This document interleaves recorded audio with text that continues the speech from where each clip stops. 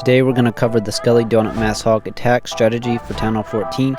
You can use this strategy in war, trophy pushing, and apparently the World Championship. The 40 Hog Riders, and it's a triple Skelly Donut. In my opinion, this is the most OP Mass Hog attack, but with great power comes great responsibility, so it is a little tricky at first, but easy after you learn. Here's the full army combo, and I'll leave a link to this army in the description below. Now before we rush into the attack, the very first obstacle to overcome is Skelly Donut itself. Now a quick tip for this: friendly challenges is a good place to practice.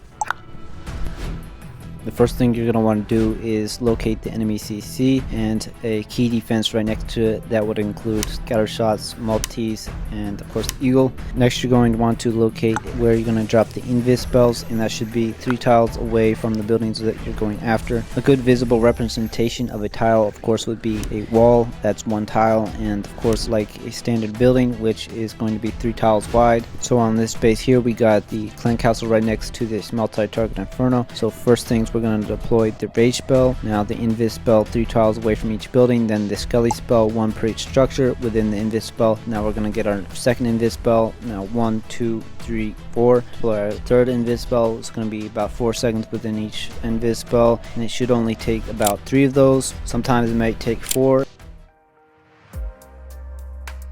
We're going to deploy a couple hog riders to test for traps, and at the same time tank for this flame flinger. Looks like that archer tower would be in range of the flame flinger. I'm going to send the third one to make sure. As you may know, the flame flinger has very little HP, so you don't want to take much damage with it. And our main goal with this flame flinger is going to be to take down that scatter shot, which is a major defense in hog rider attacks. That's set up pretty good. So now we're going to start with the Skelly Donut. Our main goal with the Skelly Donut is to take out that enemy CC and this eagle artillery. We're going to deploy the rage, then an invis real quick with 1 skelly spell per each structure. Now we're going to deploy our 4th invis.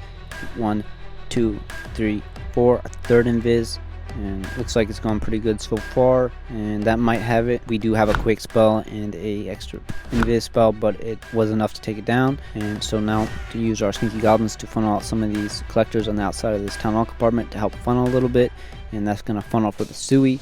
Now we're going to deploy the Sui, the golem, the queen right behind it.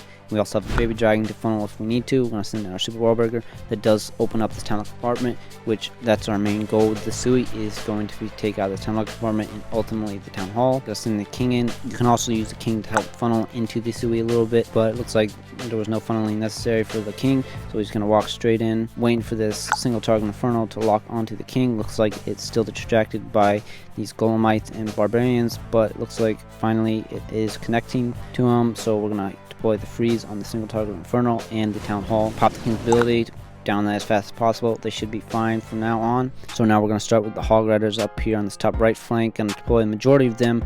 Ideally you should only deploy about half or up to 2/3 of them. Send in the world champion. The headhunters pop the early warning ability. Those headhunters should go in to take out that enemy queen.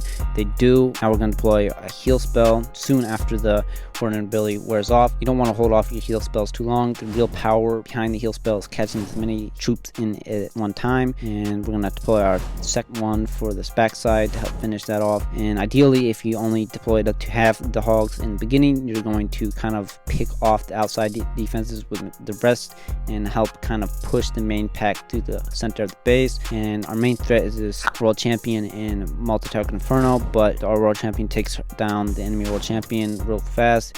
And even if these hogs did fail to get the multi, that's the power of having the world champion go in with the hogs. The hogs can do a lot of tanking while she can take out those bigger splash defenses which they might have struggled with. So if you're anything like me, your first attacks may look something like this.